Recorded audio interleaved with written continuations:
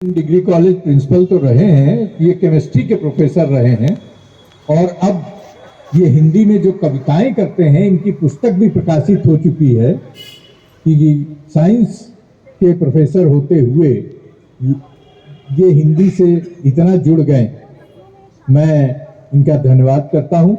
काफी बातें इन्होंने बताई और श्री राजेश त्रिपाठी जी को मैं निवेदन करूंगा कि वो अपनी श्रद्धांजलि अर्पित करें।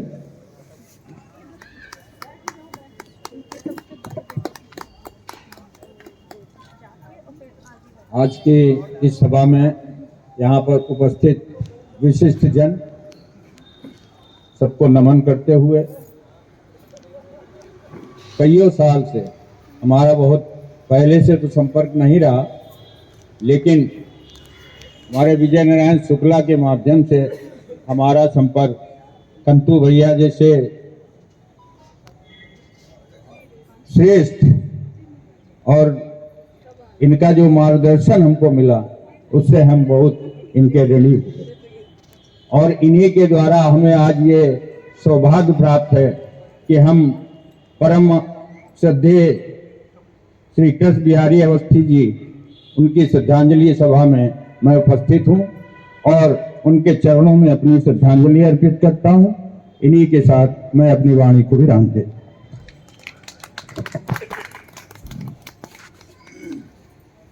पुष्पांजलि तो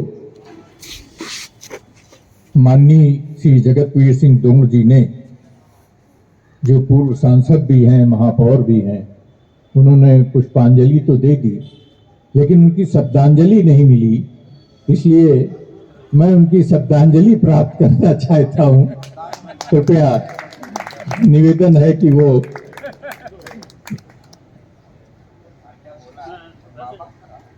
आपको मालूम है मैं बोलता बोलना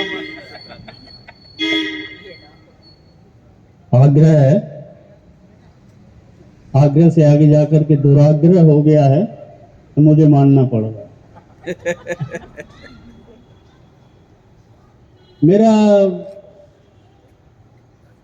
सौभाग्य था कि मैं बाबूजी के दर्शन कर चुका था। एक बार जब जनसंपर्क में यहाँ से निकल रहे थे, वो थे, विचारधारा हमारी उनकी एक नहीं थी, अलग थी, आपकी वाली थी,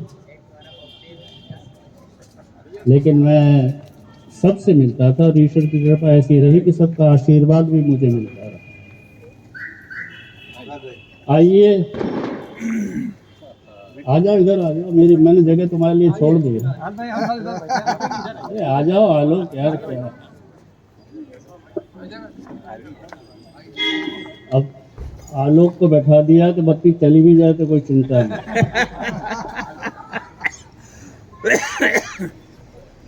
मेरा सौभाग्य है कि उनका आशीर्वाद प्राप्त हुआ था। अभी डॉक्टर जहान सिंह जी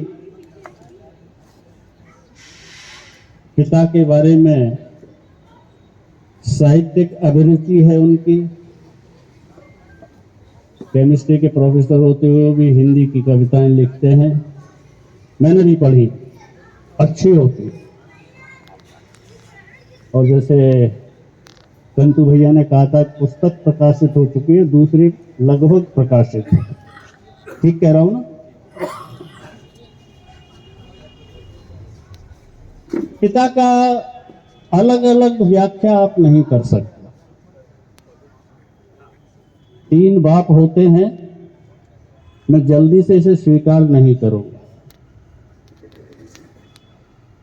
पिता एक ही होता है, समयानुसार उसके रूप अलग अलग होते हैं।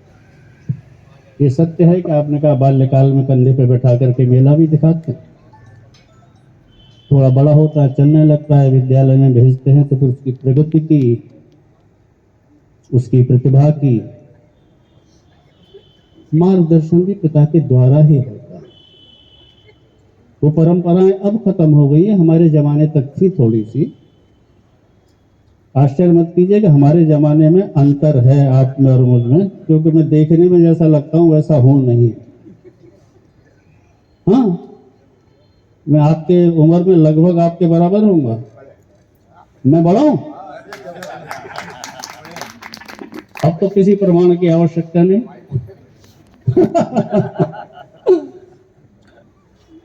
पिता के अनेक रूप होते हैं, जैसा आवश्यकता होती है वैसा रूप वो ग्रहण कर लेता है। ममत्व स्वाभाविक है। माना यह जाता है कि माँ के प्यार से बच्चा बिगड़ जाता है। बहुत प्यार देती है माँ, उनसे उड़न नहीं हुआ जा सकता। लेकिन जब वो सीमा से अधिक होता है, उस कारण बच्चा दिग्भ्रमित होता है। अन्य जो आकर्षण है उसे आकर्षित करते हैं, तो जो उसका मूल मार्ग है वहां से हल्का सा विचलित होने लगता है। तो पिता उसको लाता है, समझाता है, सब करता है, और अगर उस पर भी नहीं मानता तो पिटाई भी करता है। मुझे नहीं मालूम, मैं कभी कभी बात होती है, किसी भी बात में हुई, कभी मुझे देखा, जैसे मैं जगदम्बा भैया से बड़ा हूं, लोग विश्वास नहीं करते हैं तो कहते हैं तुम आरएसएस के स्वयंसेवक हो इसलिए तुम ऐसे हो,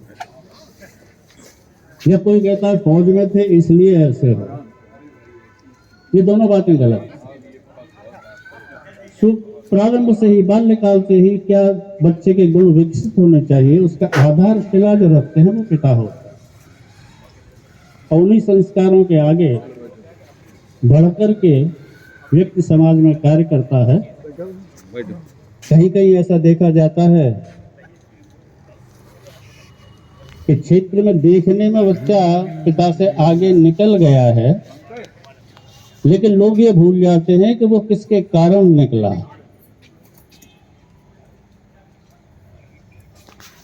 कंतु भैया का ये नियमित कार्यक्रम है, तो शायद मैं जब से आपने कहा है तब से बराबर आता भी हूँ, क्योंकि यहाँ आकर के कुछ प्रेरणा मिलती है।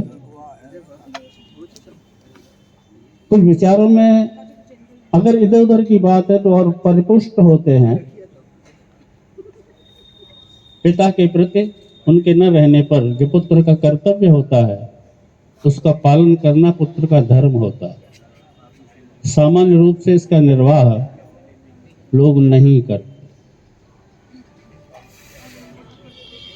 आजकल तो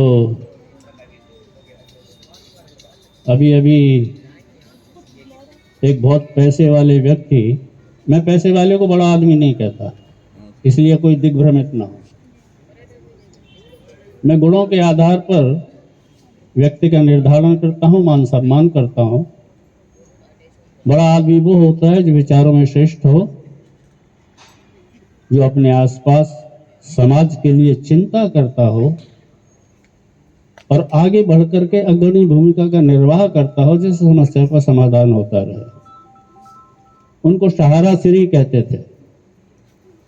3-4 दिन पहले की बात, कभी साइकिल पर चल करके कुछ बेचा करते थे, फिर ऐसा हो गया कि उन्होंने एम्पायर खड़ा कर लिया। फिल्मी हस्तियां और राजनीतिक लोग उनकी मुट्ठी में आ गए। अब पिता के बारे में मैं तुलना नहीं करना चाहिए, लेकिन एक उदाहरण दे रहा हूं। अभी उन्होंने शरीर त्याग किया है। उनके 2 बेटे हैं जिनको बड़ा किया पाल पोस करके, लेकिन उनको वो संस्कार नहीं दे पाए जिसकी आवश्यकता होती है पिता दे। इंतजार होता रहा, दोनों बेटों में से एक भी नहीं आया उनकी अंत्येष्टि में। एक पौत्र था कहीं, उससे ला करके उसका संस्कार कराया गया। कहीं ना कहीं भूल या तो रुपए कमाने के चक्कर में या नैतिक मूल्यों के चयन में पिता से हुई, और उसका परिणाम सबके सामने है। मैं तो श्रद्धावनत हूं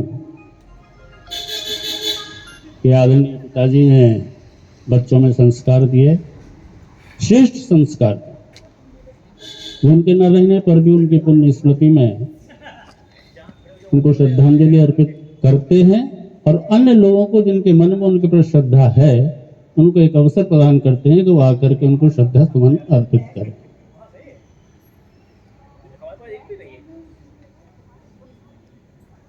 बात तो खत्म हो गई ऑलमोस्ट ना। ऑलमोस्ट का अगर कोई प्रिंसिपल कह दे कॉलेज का, पोस्ट ग्रेजुएट कॉलेज का, और वो भी कानपुर के श्रेष्ठतम कॉलेज का प्रिंसिपल अगर कर दे ऑलमोस्ट, तो बहुत बहुत धन्यवाद। धन्यवाद आदरणीय द्रोण जी। अरे इधर आइए, आइए इधर आइए प्लीज, आइए तो आइए।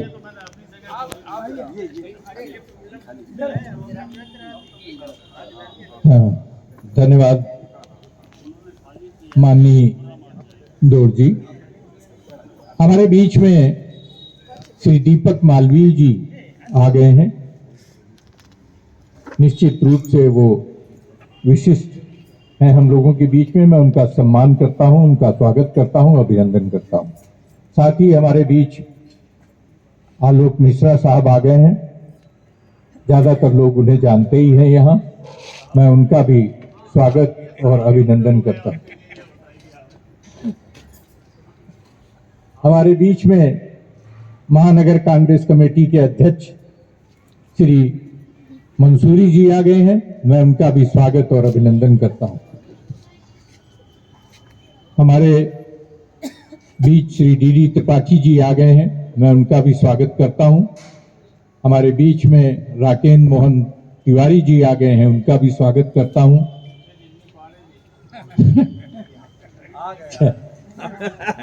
निन्नी पाड़े भी हमारे बीच आए हैं। थोड़ा ऐसा लगता है कि उनको कुछ तकलीफ है, लेकिन फिर भी वो आए, इसके लिए उनका हम स्वागत करते हैं, अभिनंदन करते हैं। मैं आपको मालूम है कि इसके बाद ही हम अपना सम्मान समारोह करना चाहते हैं, जिसमें माननीय जगदम्बा भाई का सम्मान करेंगे और उसके बाद काव्य समारोह प्रारंभ होगा। हमारे आदरणीय कवि महोदय आ चुके हैं और शीघ्र ही आप उनको सुनने का सुख पाएंगे। मैं इसके साथ ही श्रद्धांजलि अर्पित करने के लिए श्री मसूरी जी को निवेदन करूंगा कि वो आकर श्रद्धांजलि अर्पित करें। आइए।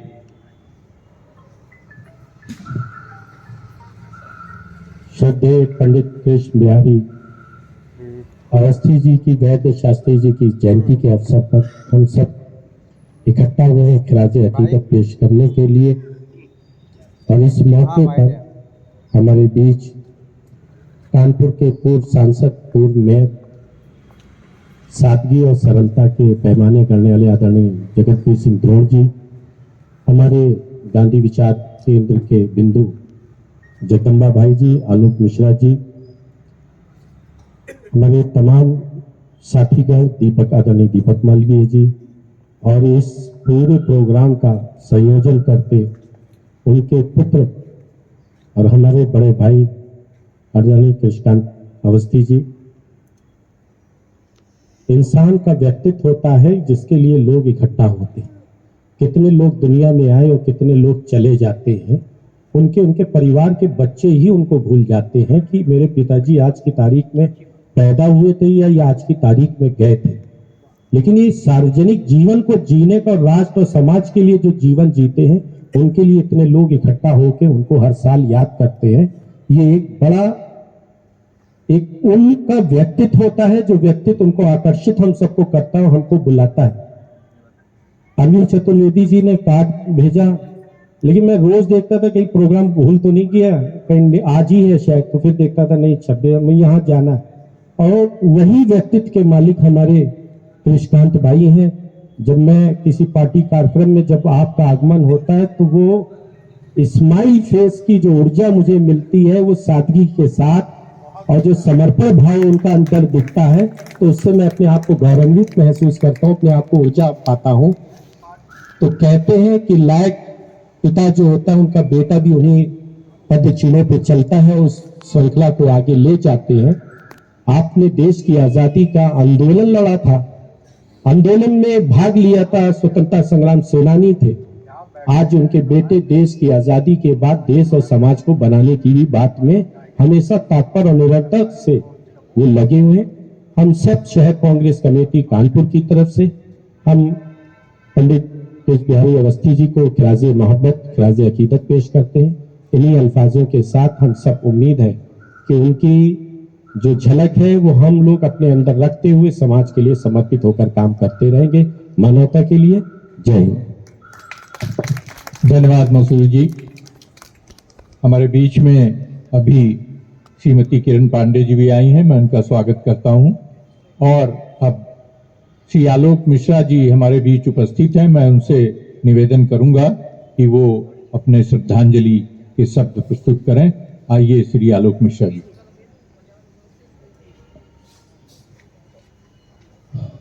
परम श्रद्धेय हमारे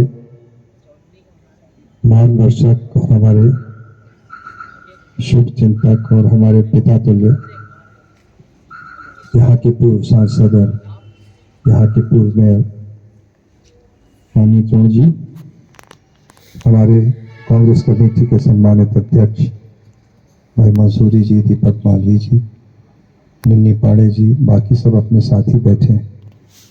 मैं सबसे पहले तो आप सभी को बहुत बहुत धन्यवाद देना चाहता हूं कि आपने मौका दिया मुझे कि मैं कृष्ण बिहारी अवस्थी जी की श्रद्धांजलि सभा में अपने श्रद्धा सुमन अर्पित कर सकूं। और जैसा कि अभी जयंत जी कह रहे थे और नौशाद भाई कह रहे थे और आपने उदाहरण भी दिया कि सहारा कितना बड़ा एम्पायर, कितना बड़ा सब कुछ होने के बाद पिता को पुत्र का कंधा नहीं नसीब हुआ। और यहाँ पर एक पुत्र है जो पिता की श्रद्धांजलि सभा हर साल आयोजित करते हैं, हम सबको बुलाते हैं, श्रद्धा सुमन अर्पित करते हैं और अपने पिताजी को याद करते हैं, नमन करते हैं। शायद आज के जमाने में देखने में आता है कि श्रवण कुमार तो दूर की बात, अब तो लोग ऐसे भी किस्से सुनने में आते हैं कि विदेश में पुत्र है, पिताजी का देहावसान हो गया, वहीं से कहते हैं कि भैया आप क्रियाकर्म कर दो और वीडियो पे मुझे दिखा दो, मैं यहीं से श्रद्धा सुमन अर्पित कर दूंगा। ये त्रासदी है आज के समाज की। जिस पिता की वजह से आप इस दुनिया में आए हैं, जिसका लालन पालन, जिसके पोषण से, जिसके आशीर्वाद से आप यहाँ तक पहुंचते हैं या जहां तक भी पहुंचते हैं, लोग भूल जाते हैं कि ये माता पिता का पुण्य प्रताप होता है, जिसके कारण आप जहां कहीं भी पहुंचते हैं, कहीं न कहीं वो ऊपर आपके ऊपर ऐसी कुछ अपनी छत्र छाया बनाए रखते हैं जिससे आप तरक्की के मार्ग पर चढ़ते जाते हैं।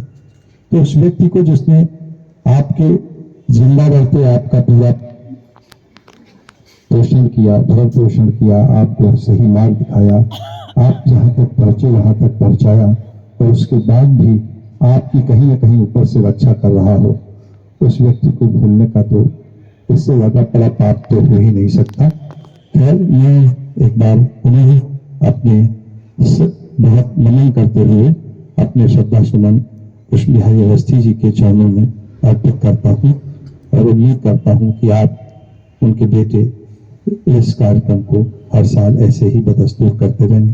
धन्यवाद। धन्यवाद श्री आलोक मिश्रा जी। हमारे बीच में श्री आदरणीय दीपक मालवीय जी उपस्थित हैं। वो लोक सेवक मंडल के अध्यक्ष हैं और गांधी शांति प्रतिष्ठान के भी अध्यक्ष हैं। मैं उनसे निवेदन करूंगा कि वो अपने श्रद्धांजलि अर्पित करना चाहें। बहुत लोगों ने अपनी बात रखी है और सबका सार वही है कि हम समाज में सक्रिय सज्जन और निष्क्रिय दुर्जन ये बढ़ना चाहिए, लेकिन उल्टा है, सज्जन निष्क्रिय और दुर्जन सक्रिय। ये अगर उल्टा हो हर जगह, तभी कुछ बदलाव दिखेगा। और सच्ची श्रद्धांजलि पंडित कृष्ण बिहारी जी को इसलिए भी होगी कि ये इसी काम के लिए काम करते थे। कोई बहुत पूंजी और बिजनेसमैन के लड़के नहीं थे, बहुत बड़े पद पे भी नहीं थे, लेकिन उनका संपर्क और संवाद लोगों तक रहता था। हमारा संपर्क और संवाद टूट रहा है। हम जिस युग में रह रहे हैं, हम बगल में भी अपने पड़ोसी का भी नाम पता, फ्लैट वाले तो खास करके किस नंबर में कौन रहता है मुझे मालूम नहीं है। तो ये परंपरा इसलिए बनाओ कि हमारे पीढ़ी तक तो ये चलेगी अगर चलाएंगे, नहीं तो नई पीढ़ी और भी खत्म करने वाली है। ये जो आदरणीय द्रोण जी ने कहा कि वो पीढ़ी ये भी है कि वही तुम बेटा तुम अग्नि दे देना पिताजी को, तो अग्नि देने के लिए भी समय न बने तो ऐसी पूंजी, ऐसा संस्कार किस काम का। ये ध्यान में रखना पड़ेगा कि आप जब कहते हैं कि मेरा पुत्र यूएसए में है, ऑस्ट्रेलिया में है, बहुत गर्व नहीं होता, मुझे तो नहीं होता। अगर वो ऑस्ट्रेलिया से आपका हर दिन ख्याल न रखे, जब समय मिले पैसा छोड़कर अपने माँ बाप का ख्याल न रखे, तो ये धन जो है ना, ये डुबोता है। न उतने धन की जरूरत उस बच्चे को है और न आपको है। जिस त्याग और तपस्या के साथ आपने बच्चे को पढ़ाया और दूर भेजा, इसके जिम्मेदार द्रोण जी ने कहा कहीं न कहीं माँ बाप भी हैं। तो इस अर्थ को केवल समझकर श्रद्धांजलि कार्यक्रम है वो तो रहेगा, लेकिन किसकी श्रद्धांजलि है और कौन लोग याद कर रहे हैं, यहाँ पर बैठे लोग कौन हैं, ये सब देख लीजिए कि ये कौन लोग हैं। तो ये लोगों से ज्यादा उम्मीद है इस सभा में कि जहां भी हैं सक्रिय सज्जन और निष्क्रिय दुर्जन, चाहे वो अपनी मोहल्ले की सभा हो, चाहे वो नगर की सभा हो, चाहे वो विधान की सभा हो और चाहे वो लोक की सभा हो, नीचे से ग्राम सभा से लेकर ऊपर तक हम सक्रिय सज्जन और निष्क्रिय दुर्जन इसका चुनाव करें तो अच्छा होगा। मैं पुनः आदरणीय श्रद्धेय पंडित कृष्ण बिहारी अवस्थी जी को श्रद्धा सुमन अर्पित करते हुए अपनी वाणी को विराम देता हूं। धन्यवाद श्री दीपक मालवीय जी। मैं अब इसके बाद सम्मान समारोह की ओर आगे बढ़ रहा हूं। मेरा डॉक्टर विनोद त्रिपाठी जी से रिक्वेस्ट है कि वो जगदम्बा भाई को स्टेज पर ले चलने की कृपा करें।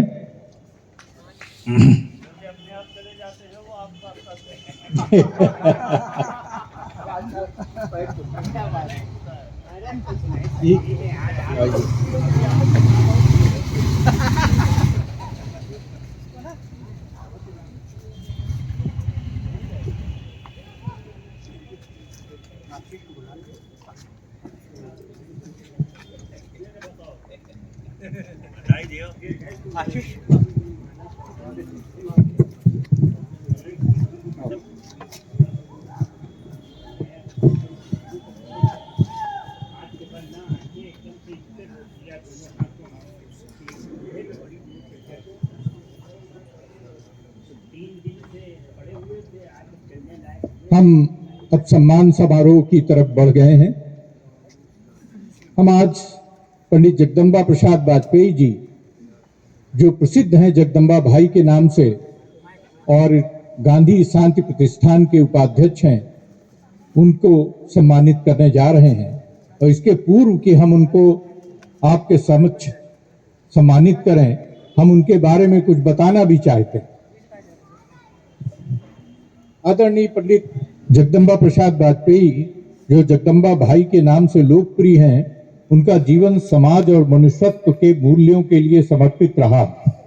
उन्हें आज हम स्वतंत्रता संग्राम सेनानी श्रद्धेय पंडित कृष्ण बिहारी अवस्थी की 116वीं जयंती के अवसर पर सम्मानित कर रहे हैं।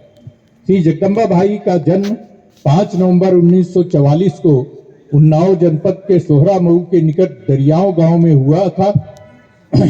उनका कार्य क्षेत्र कानपुर रहा। ये वर्ष 1954 में कानपुर आए। श्री जगदम्बा भाई ने शिक्षा के मामले में भी कई कीर्तिमान बनाए। उन्होंने एमकॉम किया और इसके बाद अर्थशास्त्र, इतिहास, दर्शन शास्त्र में एमए किया, बीएड किया और साहित्य रत्न की डिग्रियां प्राप्त की। आप एक आदर्श शिक्षक के रूप में भी आज भी सम्मान प्राप्त कर रहे हैं। श्री जगदम्बा भाई अपने विद्यार्थी जीवन से ही श्रद्धेय विनय भाई के सानिध्य में गांधी शांति प्रतिष्ठान केंद्र से जुड़कर सर्वोदयी विचारकों के साहित्य का अध्ययन करते रहे और वर्ष 1970 में स्वामी कृष्णानंद के संपर्क में आने पर विनय भाई के साथ सर्वोदय साहित्य की बिक्री से जुड़े और आप तरुण शांति सैनिक बने तथा बाद में नगर संयोजक बने। नगर सर्वोदय मंडल के 2 बार अध्यक्ष पद पर रहे।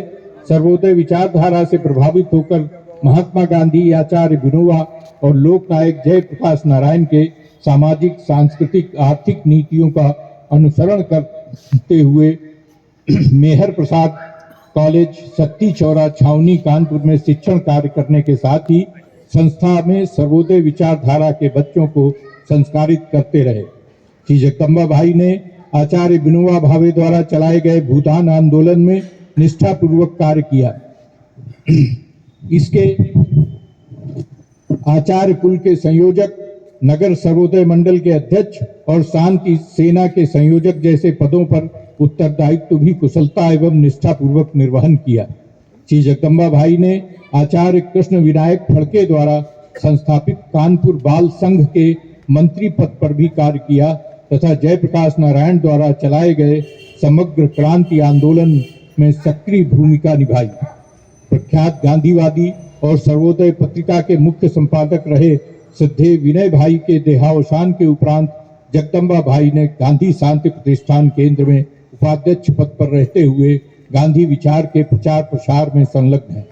श्री जगदम्बा भाई का हिंदी साहित्य में भी गहरी दखल है और उन्होंने अपनी काव्य रचनाओं में अपना स्वयं परिचय भी लिखा है। मैं वो परिचय पढ़ना चाहता हूं जो जगदम्बा भाई ने अपने लिए लिखा।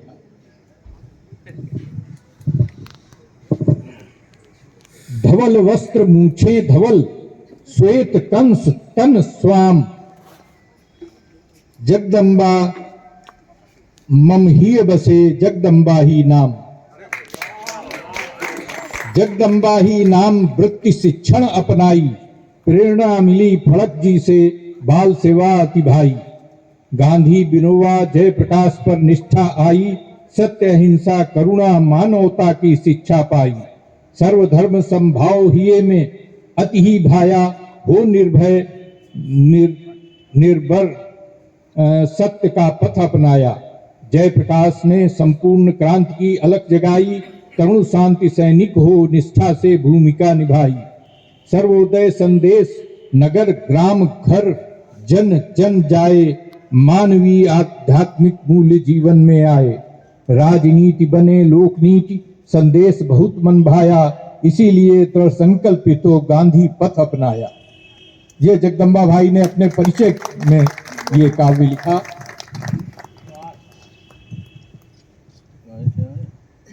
इसके अलावा कानपुर फूलबाग गणेश उद्यान में 150 फुट ऊंचे स्तंभ पर राष्ट्रीय तिरंगा ध्वज फहराए जाने के अवसर पर रचित झंडा गीत हम श्री जगदम्बा भाई से ही सुनाने का आग्रह करेंगे।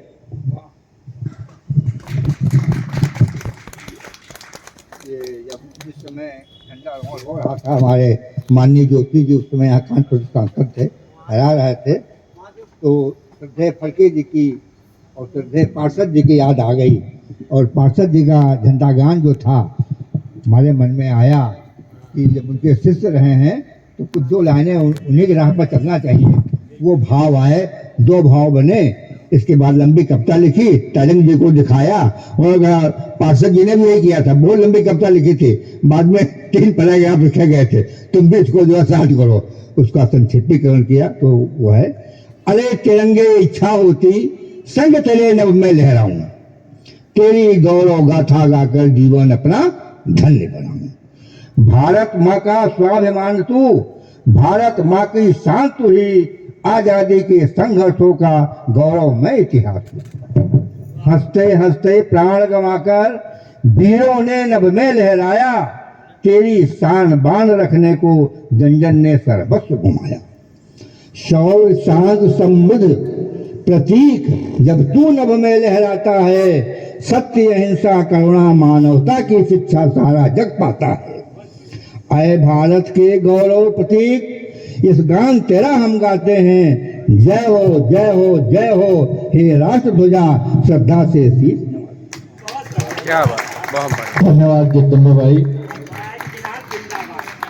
अब मैंने जो कुछ कहा है वो ये अपने आप में साबित करता है कि जगदम्बा भाई का अगर सम्मान नहीं करेंगे तो आखिर किसका करेंगे। मैं उनके सम्मान में आगे बढ़ता हूं। उनसे अनुरोध है कि वो कृपया खड़े होकर अपना सम्मान ग्रहण करें।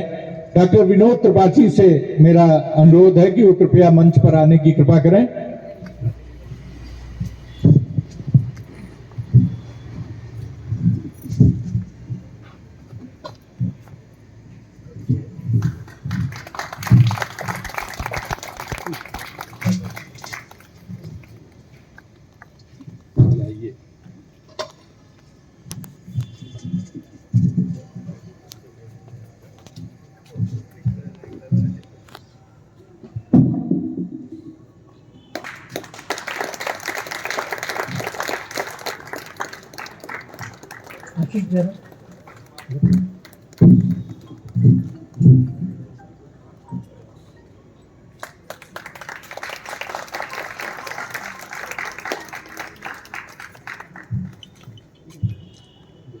जी सर नमस्कार। जी नमस्कार। जी बताएं। जी जी जी जी खुलेगी अब खुलेगी मैं अनुरोध करूंगा जगदम्बा भाई से खुलेगी, आ कि जाए। वो श्रद्धांजलि अर्पित करने की कृपा करें। अच्छा ठीक है। उपस्थित आदरणीय हमारे बंधुवर, ठीक ठीक ठीक ठीक। सम्मानित हमारे सभी सदस्यगण तथा मित्रों, ये मुझे बचपन में सौभाग्य प्राप्त हुआ स्वर्गीय विनय भाई के साथ। जब भी क्षेत्र में अशोकनगर वो आते थे तो वैद्य जी के पास जरूर जाते थे और मैं भी उनके साथ रहा। ये मुझे सौभाग्य प्राप्त हुआ। उनकी बाणी में तेजस्विता, उनका रूप देखकर मैं प्रभावित हुआ। शहर में जिन महापुरुषों का मेरे जीवन पर बचपन से प्रभाव पड़ा, उनमें आदरणीय फड़के जी, श्यामलाल गुप्त पार्षद जी, पंडित बद्री प्रसाद त्रिपाठी, मूछें तो उन्हीं की हैं। ये मूछें जो है देन है पंडित बद्री प्रसाद त्रिपाठी की, और पार्षद जी की देन है धोती कुर्ता टोपी कहीं जा रही, कुर्ता कहाँ जा रहा, धोती कहाँ जा रहा है, ये पार्षद जी की देन है। और फड़के जी की देन है सुने हुए मैंने निर्बल के बलराम, वो हमेशा साथ रहा है। तो इन महापुरुषों का सानिध्य मिला। जब मैं वैद्य जी के पास आता था, हंसिम कहते थे जगदम्बा ये मूछें बनी रहनी चाहिए, इनका बनी रहेंगी, मूछें बनी हैं। और जो व्यक्तित्व मैंने वैद्य जी में देखा, स्वतंत्रता संग्राम के सेनानी होने के नाते जो मेरे अमृत मस्तक पर छाप पड़ी, वो अंतिम समय तक जो है बिनवा जी के दर्शन मैं भी पहले जो है थोड़ा सा सक्रिय था राजनीति में शुरू में, लेकिन जिस दिन से बिनवा जी का संपर्क मेरा गया उनके पास, उनकी आज्ञा हुई रोटी अपने कमाई की खाओगे, कहो हाँ, हम कहा हाँ रोटी अपने खाएंगे, और काम सर्वोदय का उसके बाद करोगे, उस समय में काम नहीं करोगे। दो बातें ये शिक्षा दी। तो आज मेरा जन्म हुआ था भाई कितनी ही सदियों पहले, कोई मुझको कहे एकता, कोई भाईचारा कह ले, सर्वधर्म संभाव कहे कोई मानवता भाई, समरसता सद्भाव के धारा हमने चारों ओर जगाई। कहाँ खो गया भाईचारा, क्यों सूखी सद्भाव की धारा, आओ चले हम उसे खोजने, यही है मानो धर्म हमारा। तो मित्रों, जो वो पड़ोसीपन, भाईचारा, सांप्रदायिक सद्भाव, सामाजिक समरसता, ये मूल्य हमारे जीवन के थे, कहीं न कहीं लुप्त हो गए हैं। जैसे सरस्वती जी लुप्त हो गई हैं, लोग कहते हैं प्रयागराज में झलक मिलती है, ऐसे ही कहीं कहीं झलक उसकी भी हमको मिल जाती है। तो मित्रों, आज हमारा पहला कर्तव्य है, जिनकी जो है जयंती पर हम एकत्र हुए हैं, ऐसे परम शौर्य और जिसे कहते हैं कि क्रांतिकारिता के प्रतीक, मानवता के रक्षक, समाज के सेवक, तो जिनकी प्रतिमूर्ति हमारे पंतु भैया खड़े हैं, वाणी में सौम्यता, विचारों में सौम्यता, आचरण में सौम्यता, सौम्यता के प्रतिमूर्ति हैं। तो हम जो है कुछ न कुछ कर सकें। जहाँ हमारा कार्य क्षेत्र है, पड़ोस है, जहाँ हम पढ़ाते हैं, काम करते हैं, उस क्षेत्र में से ही हम कुछ तो, हमारे दादा धीरन दादी कहा करते थे कि जानो मानो ठानो, महापुरुषों के बारे में जानो, उनको पढ़ो, और जब जान लिया, अगर उसमें अच्छाई है, स्वीकार करते हो तो उसे मानो, और अगर मान लिया है तो करने की ठानो। तो जो कुछ भी हम सही करें, समझें, जो कुछ भी सही माने, जो कुछ भी हम आज की परिस्थिति में उचित समझें, उसे करने के लिए कदम आगे बढ़ाएं। क्या साधन हमारे पास है, इसकी चिंता नहीं करनी है। कितना समूह हमारे साथ है, इसकी चिंता नहीं करनी है। हमें निन्नी भाई की तरह बढ़ते जाना है, निन्नी भाई की तरह बढ़ते जाना है। जरूर निश्चित समाज में परिवर्तन आएगा। परिवर्तन जो है 3 तरीके से होता है। हम सहारा मात्र होते हैं, युग जो है उसको आगे बढ़ाता है, और परिस्थितियां उस पर विजय प्राप्त कराती है। इसलिए मित्रों, आप अकेले हैं या समूह में हैं, साधन है कि नहीं है, जो भी हो, रोको टोको, आगे नहीं कहेंगे। एक सज्जन ठोको भी कहते थे, हमारे सर्वोदय के ही थे, रोको टोको और न माने तो ठोको। तुम ठोको तो नहीं कहते हैं, ठोकने का मतलब प्यार से उसको रास्ता दिखाओ, ये मतलब है। तो जहाँ कहीं इनको गलत दिखे, घर में दिखे, बाहर दिखे, कम से कम टोको तो, और टोकने के बाद न माने तो रोको उसको, और जब रोकने के बाद न माने तो जो गांधी के रास्ते पर सत्याग्रह, प्रार्थना, मौन, सत्याग्रह करना, असहयोग आंदोलन करना, उसको अपनाओ। तो मित्रों, आज हमारे बहुत से यहाँ पर वक्ताएं श्रद्धांजलि अर्पित करेंगे। मुझे तो इतना कहना है, एकला चलो रे, चलते रहो रे, चलते रहो रे, लोग जुड़ते जाएंगे, काम होता जाएगा। मैं तो कुछ करता नहीं हूँ, हमारे नौताज भाई हैं, दीपक जी हैं, ये लोग जो है सहारा लगाए रहते हैं और हम बन जाते हैं। पता नहीं, अब देखो आज खड़े हैं, काम ये लोग करते हैं, हम नहीं करते हैं। सबको बहुत बहुत धन्यवाद। और ये स्वागत हमारा नहीं है, स्वागत ये है जो पर अवस्थी जी की, जिनकी याद में यहाँ आए हैं, पार्षद जी की है, फड़के जी की है, जिनका हमारे ऊपर छाप पड़ा है। पुनः एक बार सबको प्रणाम। धन्यवाद आदरणीय जगदम्बा भाई जी। अब इसके बाद काव्य समारोह के लिए हम लोग आगे करेंगे। हमारे कवि महोदय जो यहाँ मौजूद हैं, उनको मैं चाहूंगा कि वो स्टेज पर आने की एक एक करके कृपा करें।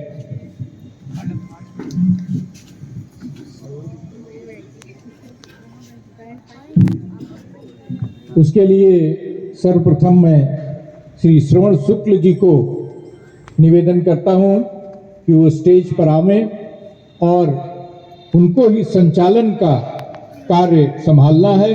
इसलिए वो कविवर महोदयों को बुलाते हुए स्टेज पर उन लोगों को इकट्ठा करके आगे काव्य समारोह चलावें। आइए श्री श्रवण शुक्ल जी। इधर से है, अभी